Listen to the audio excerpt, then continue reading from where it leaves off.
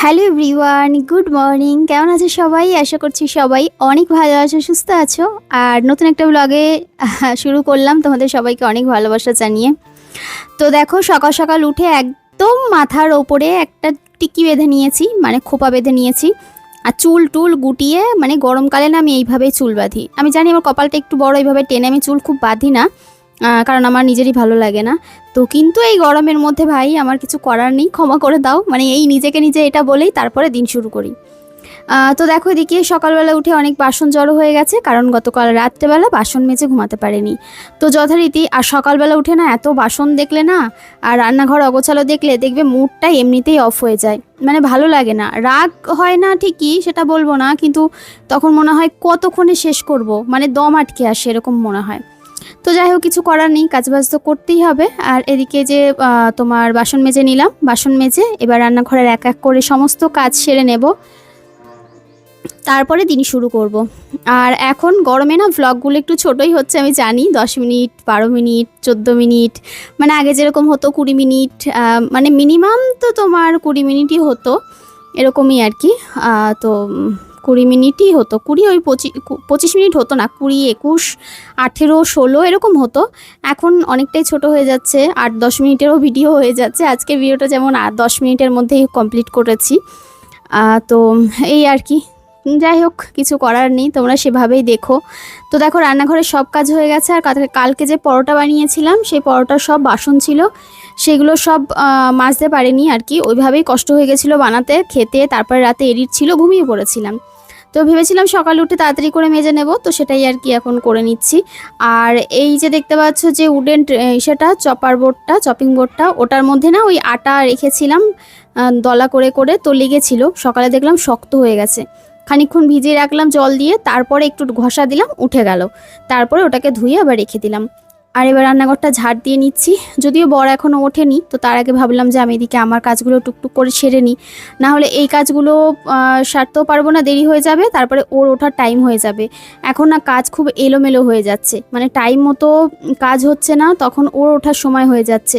গরমকালে না রাতে ঠিকঠাক করে ঘুমাতে পারছি এডিটের জ্বালায়, তারপরে এদিকে তো বাইরের কাজ করতে গেলে দিনের বেলা গরমে হিমশিম খাওয়ার মতো অবস্থা, ঘেমে নিয়ে একাকার অবস্থা, তারপরে মাথা ঘোরা স্টার্ট হয়ে যায়।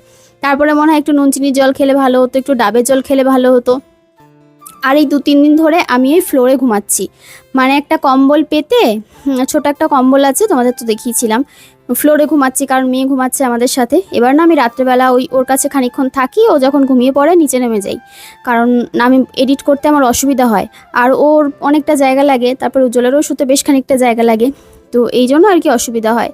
তো ঠিক আছে, অসুবিধার কিছু নেই, তবে আমার একটু কোমরে যন্ত্রণা হয়, এই আর কি, ঘুমাতে একটু অসুবিধা হয় রাত্রেবেলা। ওই ক্যাকু করে নিজেই বুঝতে পারি, ঘুমের ঘরে ক্যাকু করি, তো নিজেই মাঝে মাঝে লাফ দিয়ে উঠে যাই নিজের ক্যাকু নিজের, মানে কষ্ট হয় সেই আওয়াজে, নিজেই ঘুম দিয়ে উঠে যাই ভয় পেয়ে। জানো, চিন্তা করো, মানে আমি কি ধরনের পাবলিক, কোন জগতে আমি রয়েছি। তো এদিকে ঘরদোরগুলো ঝাড় দিয়ে নিলাম, বিছানাটা একটু সাইড দিয়ে ঝেড়ে নিলাম। অনেকেই বলে যে মানুষ বিছানায় থাকলে বিছানা ঝাড়তে নেই, কিন্তু আমার কিছু করার নেই, যেহেতু আমার এই মানুষটা সবসময় বিছানায় থাকে বেশিরভাগ সময়। আর এখন যদি পরিষ্কার না করে নিই, না ঝেড়ে পুছে না নিই, পরে এই বিছানা ঝাড়লে আবার নিচে নোংরা পড়বে, আবার আমাকে ঘর ঝাড় দিতে হবে, তো ডবল খাটনি। তাই আমি সব নিয়ম, দেখো, জানলেও সব নিয়ম সবসময় মানা যায় না, তো সব কিছুর একটা গণ্ডি রেখে তারপরে চলা ভালো। তো তারপরে ঈশ্বরের কাছে ক্ষমা চেয়ে নাও, বাদবাকিটুকুনি আর কি করা যাবে বলো। যখন দেখবে তোমার আর কোনো অপশান নেই, তখন তিনি এমনিই তোমাকে ক্ষমা করে দেবে। তো এটাই হচ্ছে ব্যাপার। আর এইদিকে তোমার বাইরেটা ঝাড় দিয়ে নিচ্ছি, বাইরেটা ঝাড় দিয়ে ভালো করে ঘরদোরগুলো মুছে পরিষ্কার করে নেব। আর ফিনাইল ফুরিয়ে গেছে, তো ফিনাইল দেখছি এর মধ্যে একটা অর্ডার দিতে হবে, কারণ আমাদের ওপরের ঘরে না আমার অভ্যাস, মানে একটু গন্ধ না হলে মোছার পর ঘরটা পুরো ফ্রেশ লাগে, সেই মুহূর্তটা আমার ভীষণ ভালো লাগে। পুরো ঘরের কাজকর্ম কমপ্লিট করে আসবো, হাত মুখ ধুয়ে যখন একটু বসবো, তখন মনে হবে চারিদিকে যে একটা সুগন্ধ বেরোবে, আমার ওটা ভীষণ ভালো লাগে, মানে এতটা পজিটিভিটি কাজ করে আমার মধ্যে, বলে শেষ করতে পারবো না।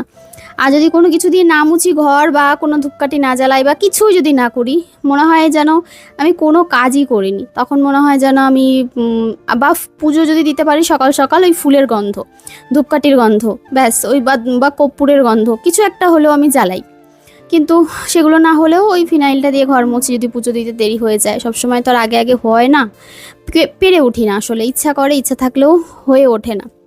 আর তারপরে দেখো আমার এই ভালোবাসার যে গাছগুলো, মানে ওই ছোট্ট ছোট্ট প্রাণ, তাদেরকে একটু জল দিয়ে দিলাম। প্রচণ্ড গরম পড়েছে, তো যে কারণে একটু জল দিয়ে দিলাম।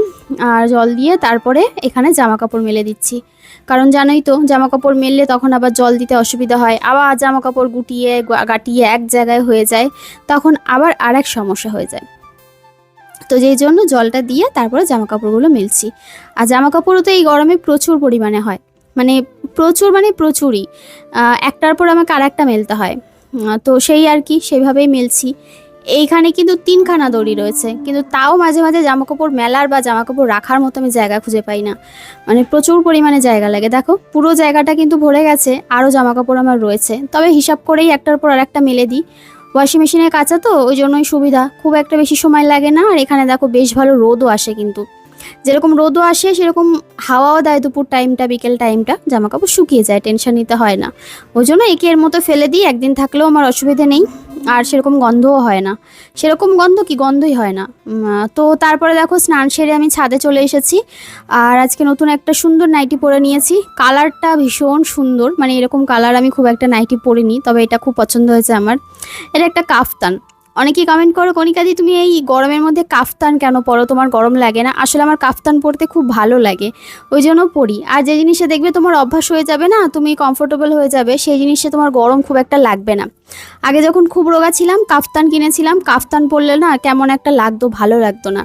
তবে এখন একটু তো মোটুসুটু হয়েছে, এখন কাফতান পরলে আমার ভালো লাগে, আমার নিজের ভালো লাগে। তো ওই জন্য কাফতান নাইটি পরি, বেশ ভালো লাগে আর কি। আর এমনি গোলগলা নাইটির থেকে কাফতান নাইটি পরলে আমার মনে হয় একটু অন্যরকম, একটু সভ্য সভ্য মনে হয়, একটু অন্যরকম মনে হয়। এমন নয় যে গোলগলা নাইটি পরে ভিডিও করি না, সেটাও নয়। আবার অনেকে কমেন্ট করবে তুমি কি সব সময় এই নাইটিই পরো? না না, গোলগলাও পরি, বাড়িতে যেরকম মানুষের থাকে সেই রকমও থাকি, আবার মাঝে মাঝে এগুলোও পরি। তো দেখো এদিকে ঠাকুর পুজো করবো, তো ওই জন্য আজকের সিংহাসনটা সুন্দর করে পরিষ্কার করে নিচ্ছি। এটা তো মোটামুটি সপ্তাহে 2-3 বার আমি করি, কারণ সাদা তো, তো যাতে নোংরা না হয়। একবার যদি নোংরা বসে যায় না, তখন সেটা তুলতে খুব অসুবিধা হবে। আর এই ওপরটায় ভাবছি একটা নতুন টাওয়াল বা একটা ক্লথ কিছু কিনে পেতে দেবো, তাহলে ওপরটা ঢাকা থাকলে না ভেতরটা প্রতিদিন পরিষ্কার করে নেওয়া যাবে, ওপরটা প্রতিদিন না করলেও হবে। যা নোংরা ওই টাওয়ালের ওপরেই পড়বে, তাহলে ঠাকুরঘরটা প্রোটেক্ট থাকবে, মানে নোংরা অতটা পড়বে না, বা ওর গা বেয়ে নিচেও পড়বে না। তো আর এইটা যখন মুছি তখন এই কাঠেরটাও মুছি নিয়ে, একেবারে কাঠেরটা না হলে কাঠেরটাও দাগ হয়ে যায়। তো ওই জন্য একেবারে সুন্দর করে দুটোই মুছে নিলাম। দুটো মুছে নিয়ে এবার পুজোটা কমপ্লিট করে নেব।